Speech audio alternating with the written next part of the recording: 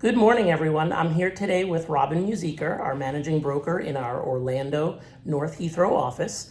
And today we're going to talk a little bit about Robin's success when it comes to recruiting and specifically when it comes to TARP recruiting.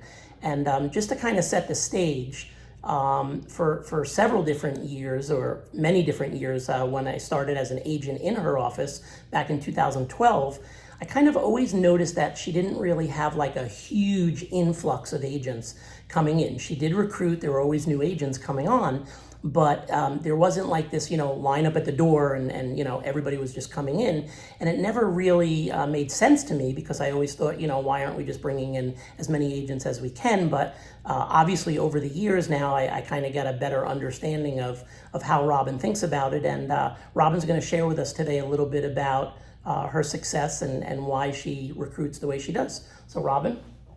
Thank you, Greg. Appreciate that. Good morning, everybody.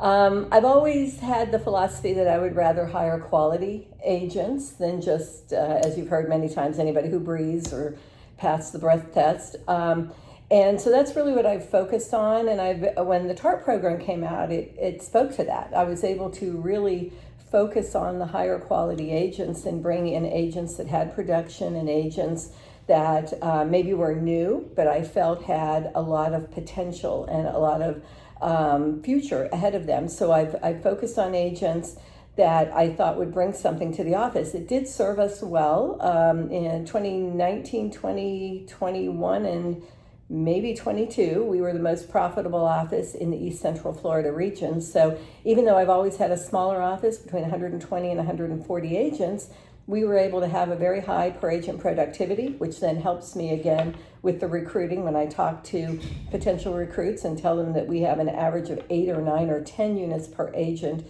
during the year, it helps them see that they have some potential to grow with our office. So it has worked well to focus on the higher quality agents rather than just the numbers. And I think it also has helped me be able to get to know my agents more personally, and that helps when we are in a retention situation. If I know a lot about them personally, I can kind of pull that into our conversations about why this office is a great place for them to remain. I think it also helps me with how my other agents look at me when they see that I'm hiring only high quality agents.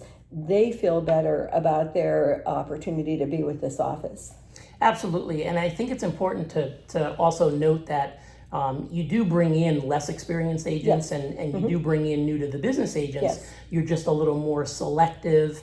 I love maybe tell everybody about the questionnaire or the what you use when somebody comes to your office. Sure. To kind of weed out some of the the people maybe that aren't taking this seriously. I don't know if y'all use an intake form when you interview an agent, but I do. It helps me with my notes in the long term, but it also gives me some talking points when I'm sitting there with the agent and interviewing them.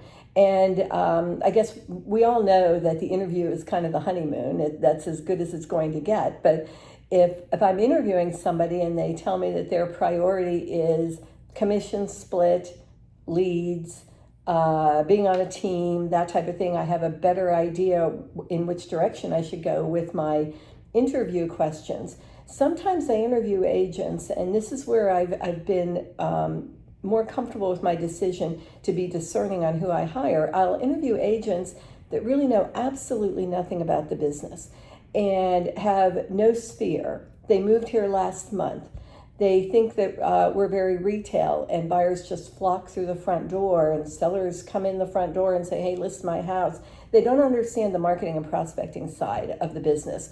So using the intake form gives me a little bit more about their background, and it gives me a better idea of who they are and what their potential might be. Now, Greg is right. I do hire new licensees, and I have some real success stories here in the office, but I try to steer away from people that want to be part-time and can only work on Saturdays and Sundays and that type of thing, because it doesn't really work with what our industry needs.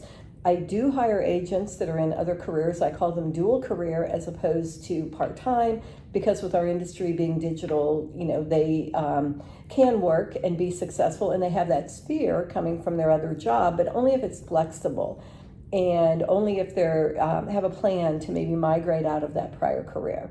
So we've had success with new agents. I would say 4 of my top 10 agents are new licensees within the last 3 to 5 years. So we do have that success, but I try to be very discerning instead of just hire anybody that wants to hang their license here. Absolutely. Thank you, Robin. Everyone have a great call party, and remember, lots of appointments, TARP offers, and have a great day. Thanks. Bye, everybody.